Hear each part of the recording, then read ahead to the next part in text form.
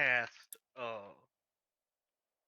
pillbox on that front road right there on the upper level, and then made a left-hand turn. I'll go in the legal speeding limit on my motorcycle. Uh, Stopped at the intersection, then performed my turn. At which point, the officer did initiate their sirens and lights and stopped me in the middle of the roadway. And it took 2 seconds for them to instruct me to pull over to the side of the roadway. At no point did the officer ever exit their vehicle, ask for my identification, tell me what and why I'm being stopped for.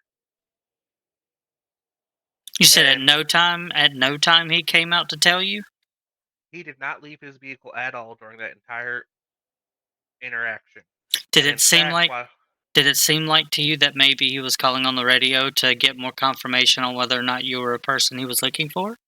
he called for backup, which was his words. He needed an additional Okay. because he has the guy. Which I'm Okay. sitting there thinking who the fuck the guy is, because it sure as hell isn't me, because I haven't done anything today yet. Okay. I mean, give me a few beers and some bad decisions, maybe, but not that day, not yet.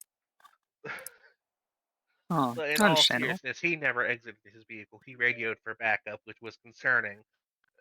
Uh, and after he had me pull over to the roadside with a delay, he never exited his vehicle. He took his time to confer with the other officer, which I heard, and the other officer told him, no, that's not him. And he shut off his lights, did not continue, did not exit his vehicle or approach me at all, did not ask for my identification, did not try to ID me, did not speak to me other than to say I'm free to go. And at which point I stopped in and said, hang on, can I have your badge number, your name, and the reason why I was stopped? He said I fit a description. I asked him what was the description because at that point I was wearing a motorcycle setup because I was on a sports bike for safety. So I had the body armor and the full skid proof outfit with little neon pink lights. So I looked pretty damn distinctive, if I may say so. And his justifiable cause to perform a stop improperly, to not bother to try and ID me at all, was the description was on a bike, quote unquote, which is not probable cause in any of the 50 states whatsoever. At minimum, to perform a stop, you need at least a general make and model or description of the person on said bike.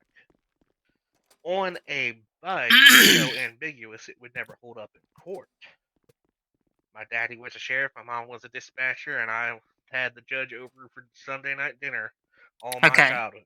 Okay, so it sounds like to me what you're saying is that Is it the okay, so subject there's a lot of stuff that you're saying here, and I'm just trying to get to the meat and potatoes and figure out what exactly he did wrong. So what I'm seeing here is what he did wrong was he had no probable cause to pull you over, is what you're saying. Is that correct? He had no probable cause. He did not ID me. He did not identify himself properly. He only gave me his badge number, Uh, so, which I'm just going to put a pin. I'm not trying to be rude. I'm just going to.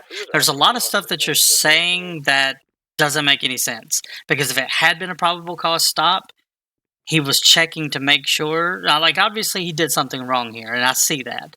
But I'm going to go through the rest of it and kind of clear it up for you. If you had been the person that he was trying to stop or who was he was looking for, he had every right to pull you over and wait till backup arrives before he identifies himself to you or comes up to you. Now, during the course of an investigation, if we think somebody may be who we're looking for, we may pull them over and we may get a description and without even leaving the car find out that it's not even the person we're looking for and tell them, sorry about the hold up, you're free to go, you're not who I'm looking for, and that's okay. But it doesn't sound like, I don't know who they were looking for, so I can't say that you matched the description because I have no clue who they were looking for. But it he, does sound like he didn't have enough justification to stop you specifically. he told me the bolo was for someone on a bike. That's too vague. Okay, yeah. So it looks like here at the very At the very most that I can see here is just general misconduct on a traffic stop. Because he pulled over the wrong person, but he did tell you were free to go. So he didn't handcuff you. He didn't put you in the back of the car. He didn't take you to the station. So it He sounds like also he didn't just tell me why I was being detained at all until after the fact, and I still had to question him on it. right. So It's a let me bunch put of you. small procedural. So I know. let me put you in my shoes here. So if I'm pulling someone over that I suspect to be of something, and then I'm deciding to let them go, because I know that they're not the person I'm looking for, I'm going to pull up closer to them to where they can hear me. I'm going to like pull up and roll down my window and say, "I'm sorry, I thought you were the person we were looking for. You match the description, but you're not the person I'm looking for. So you're free to go. Have a nice day." So that's the way it would typically go. I didn't. I got the "you're free to go," but I had to ask him before I got that I wasn't the one he was looking for. Okay. It's not technically procedure for that, but yeah, obviously, like free to go implies that he's not holding you for anything. He thought you were somebody. He let you go. He should have said, but that's not really anything in our procedures as far as that goes. But the main problem here that we have with him is that he pulled you on a very vague um, description of a person on a bike. Um, that's going to be more of a ball drop on whoever put out the quote unquote bolo for the bike unit or the bike person, because they didn't put in a good description of the person they were looking for. But I am going to definitely make sure that there's a department wide announcement made about this, because that really should that really should be done no matter what. You should be making sure that you have more than just a guy on a bike or a guy in a jugular, or It like if has to they had be at said, least 3 identifying factors to qualify for detainment in the United States of America, which is very simple. And I understand if they're just blasting by on a bike, you ain't gonna get that. Like I get that frustration. I understand. Mhm. I do. Now, if you had been speeding or ran a red light or anything like that, then he would have had justification to pull you. But you said you were following the street laws, so there was no No, the reason. one time I'm following all the traffic laws, I get pulled over. Dang. Yeah, I will speak with him about that, and I will speak with and find out who the other officer was that gave him the description, and try to tighten them down on procedure, and then let a entire department know about making Yeah, better descriptions and stuff like that. It's not. I Sorry, what? I do agree it's on both ends. Yeah. Description is put down right the first time, but at the same time, no one should act on it. They should question that description right away once it's given out like that. Yeah, if it's just a bike, like it's a bike, and then he pulls you over, that's not enough for me. I'll definitely tell him that that wasn't quite procedure. Um, thank you for your service. I will definitely talk with him about his procedure and blast out a department-wide policy update on that. Um, in my opinion, though, yes, he made a bad decision, but it's not one that would fire somebody for. You know what I mean? I'm not after anyone's job, Oh really. yeah, Not yeah, that yeah. I'm burning everything else. I want people to make IA cases Absolutely. just so these small things stop becoming big things. Because you relax on one thing when you have as much authority as law enforcement. Mm-hmm. Sometimes it leads to bigger things being dropped. And that's where Yeah, a lot of the hostility comes towards your department from. absolutely, absolutely. We don't have a way to do it outside of coming to the station and reporting it at the moment. The only way that I was able to see this was to make a prayer. So, because only one person can see it apparently, and they're at the very tippy top. So it's getting taken down and revamped, and they'll find another system. If you have an issue again, come to the station and seek out either a supervisor, a command member, or a member of IA. What that needs to be put in the city emails then, because as far as I'm aware, as of yesterday, still when you texted me, the IA form's still in public documentation. It shouldn't be there now. It shouldn't be there now. So the guy that had access to it didn't even know he had access to it. and he's the only one that has access to it, so he removed it. And our chief is currently rewriting a way and like a how to report things to police, depending on what they are. Like if it's criminal gang activity, if it's you need a general detective, if you need to report a cop for bad doing, if there's a general how to that's being written. Like, I get Um, everyone likes the automation, but sometimes at the end of the day, simpler is better. Why yeah, we're not just boot up one of them free forum websites and just give people formats to fill out? I mean, it we're may trying to make it make it. bureaucratic, but Yeah, we're it's trying to make it where it's more here and face to face. Because a lot people of people won't prefer. come to the main MRPD main station because they don't trust police. But Uh, if someone were to rent like a cheap office from Humble Homes or whatever, that just had like an not here office to make reports, I'm pretty sure that would get things going for people who have a major distrust of many of your coworkers. yeah, I'll bump that up I'll the come out and chain. say it. You won't see gang members coming here for shit. We do actually. We do Yeah, quite the often. problem is when they do, that leads to other end hostility. As like they know I'm here, they know I have friends in gangs. They know I'm here, but I also work for security, so I have reasons to be here. Yeah, we have we have quite a few gang members that will call and want to set up a meeting somewhere, and then we take their statement and get it all figured out. Um, Either public place or private place. We try to accommodate everybody.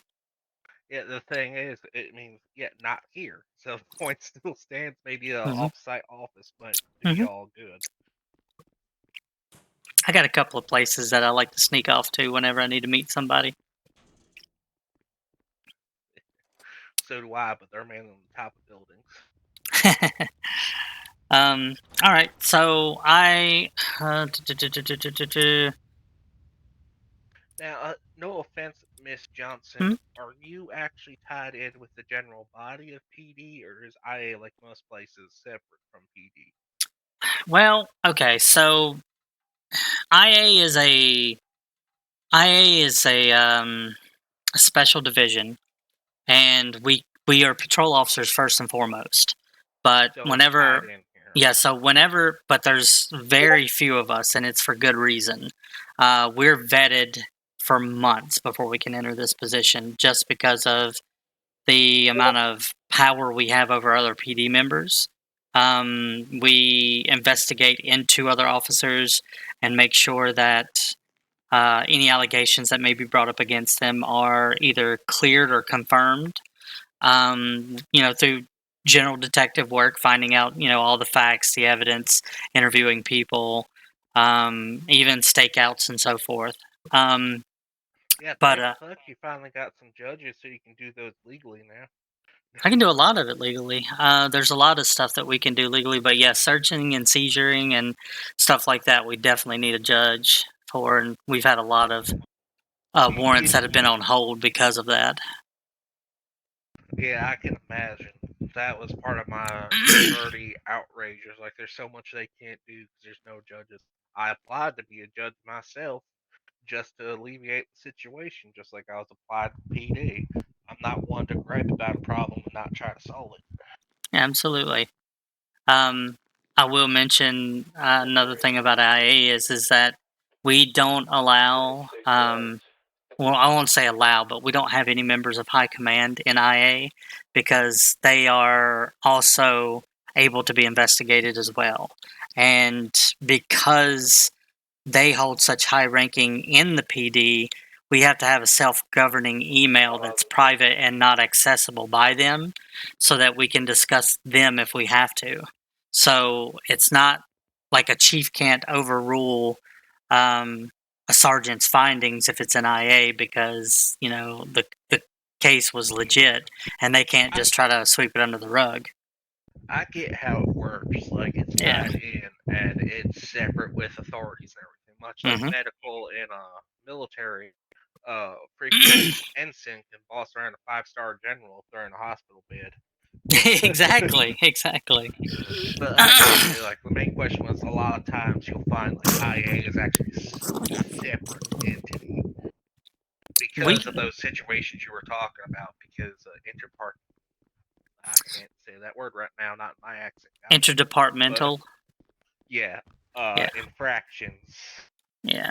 We hope to be at that level one day, but that would require like so much more than what we have right now.